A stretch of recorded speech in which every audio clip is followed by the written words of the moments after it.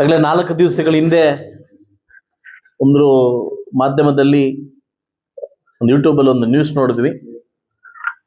ಅದು ನನ್ನ ಗಮನಕ್ಕೆ ಬಂತು. ನ್ಯೂಸ್ ನೋಡಿದಾಗ ಯಾರೋ ಖಾಸಗಿ ವ್ಯಕ್ತಿಗಳು ಏನು ರೆಕಾರ್ಡ್ ರೂಮ್ ಅಲ್ಲಿ ರೆಕಾರ್ಡ್ ಬಿಡ್ತಕ್ಕಂತ ಒಂದು ಸನ್ನಿವೇಶನ, ಇಂಥ ದುಸ್ಥಿತಿನ ನನ್ನ ಮುಳಬಾಗಲ್ ತಾಲೂಕು ಆಫೀಸರ್ ಕಾಣ್ತೀನಿ ಅಂತ ಯಾವತ್ತು ಎಕ್ಸ್ಪೆಕ್ಟ್ ಮಾಡಿರ್ಲಿಲ್ಲ. ಆ ವಿಡಿಯೋ ನೋಡಿದ್ಮೇಲೆ ತುಂಬಾ ಬೇಜಾರಾಯ್ತು. 24 ಗಂಟೆ ಒಳಗಡೆ ಅದಕ್ಕೆ ಸಂಬಂಧಪಟ್ಟಿರ್ತಕ್ಕಂಥ ಯಾರು ಅವ್ರಿಗೆ ಅಧಿಕಾರಿಗಳು ಹೆಲ್ಪ್ ಮಾಡಿದ್ದಾರೆ ಅವ್ರು ನಿರ್ದಾಕ್ಷಿಣ್ಯವಾಗಿ ಅವ್ರನ್ನ ಸಸ್ಪೆಂಡ್ ಮಾಡಿಸಿದೀನಿ. 3 ಜನನ ಸಸ್ಪೆಂಡ್ ಮಾಡಿಸಿದೀನಿ.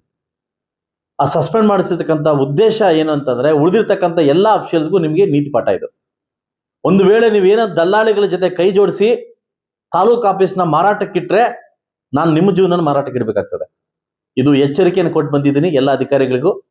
ಈಗ ಆ ಪ್ಲೇಸಲ್ಲಿ ಬೇರೆಯವ್ರನ್ನ ಚೇಂಜ್ ಮಾಡಿ ಅದು ಬೀಗವನ್ನು ವ್ಯವಸ್ಥೆ ಮಾಡಿ ಬಂದಿದ್ದೀವಿ.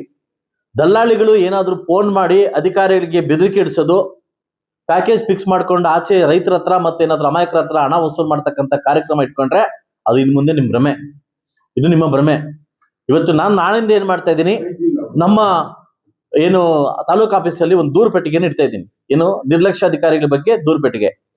ತಾಲೂಕು ಇದಲ್ಲ, ನೀವು ಯಾವ ಅಧಿಕಾರಿಗಳಾದ್ರೂ ನಿಮ್ಗೆ ನಿರ್ಲಕ್ಷ್ಯ ಮಾಡಿದ್ರೆ, ನಿಮ್ಗೆ ಲಂಚ ಕೇಳಿದ್ರೆ ನಿರ್ದಾಕ್ಷಿಣ್ಯವಾಗಿ ಅವ್ರ ಮೇಲೆ ಆ ದೂರು ಪೆಟ್ಟಿಗೆಯಲ್ಲಿ ನೀವು ಹಾಕಿ.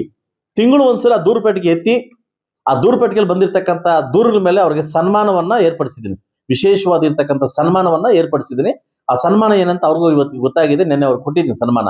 ಸೊ ಅದರಿಂದ ತಾಲೂಕು ಆಫೀಸಲ್ಲಿ ಈ ದಲ್ಲಾಳಿಗಳ ಅವಳಿಯಿಂದ ಈ ಸುಮಾರು ವರ್ಷಗಳಿಂದ ಬಿಡ್ತಕ್ಕಂಥ ದಲ್ಲಾಳಿಗಳು ಕೆಲವರು ಆರ್ಟಿಗಳ ಮುಖಾಂತರವಾಗಿ ಅಧಿಕಾರಿಗಳ ಬೆದರಿಸಿ ಅವ್ರನ್ನ ಜೋಬಲ್ ಇಟ್ಕೊಂಡು ಅವ್ರ ಮುಖಾಂತರ ಈ ಕೆಲಸ ಮಾಡಕ್ ಹೊರಟಿದ್ರು. ಅದಕ್ಕೆ ನಿರ್ದಾಕ್ಷಿಣ್ಯವಾಗಿ ಸರ್ಕಾರಕ್ಕೆ 24 ಗಂಟೆ ತಲುಪಿಸಿ ಅವನ್ನ 3 ಜನ ಸಸ್ಪೆಂಡ್ ಮಾಡಿಸಿ ಮನೆ ಕಳಿಸಿದ್ದೀನಿ. ಸೊ ದಯವಿಟ್ಟು ಇಂಥ ದಲ್ಲಾಳಿಗಳು ಇಲ್ಲಿಗೆ ಬ್ರೇಕ್ ಹಾಕಿದ್ರೆ ನಿಮಗೂ ಒಳ್ಳೇದು, ನಮಗೂ ಒಳ್ಳೇದು. ಸೊ ಅದರಿಂದ ಅಧಿಕಾರಿಗಳಿಗೆ ನಾನು ಎಚ್ಚರಿಕೆಯನ್ನು ಕೊಟ್ಟಿದ್ದೀನಿ. ಇನ್ ಮುಂದೆ ಈ ತರ ಕೈವಾಡ ಕೆಲಸ ಮಾಡಿದ್ರೆ ಖಂಡಿತವಾಗ್ಲೂ ಶಿಕ್ಷೆಯನ್ನು ಅನುಭವಿಸೋದು ನೀವು, ನಾವಲ್ಲ. ನೀನ್ ಮುಳಬಾಗಲಿಂದ ನೀನ್ ಪುಂಗನೂರಿಗೆ ಹೋಗು, ಪುಂಗನೂರಿಂದ ಮೈಸೂರಿಗೆ ಹೋಗು, ಉತ್ತರ ಕೊಡ್ಬೇಕಾದ ಜವಾಬ್ದಾರಿ ನೀವಾಗಿರ್ತೀರಿ. ಅದರಿಂದ ದಯವಿಟ್ಟು ಎಲ್ಲಾ ಅಧಿಕಾರಿಗಳು ಕೂಡ ಮೈ ಬಗ್ಸಿ ಮೈಗಳ್ರಂತ ಕೆಲಸ ಮಾಡದೆ ಸಾರ್ವಜನಿಕ ಕೆಲಸ ಮಾಡಂತ ಸೂಚನೆ ಕೊಟ್ಟಿದ್ದೀನಿ. ಒಂದು ದೂರು ಪೆಟ್ಟಿಗೆ ನಾಳೆಯಿಂದ ಇಡ್ತಾ ಇದ್ದೀನಿ, ಮೇಲೆ ಒಂದು ಕೆಳಗಡೆ ಒಂದು ಇಡ್ತಾ ಇದ್ದೀನಿ.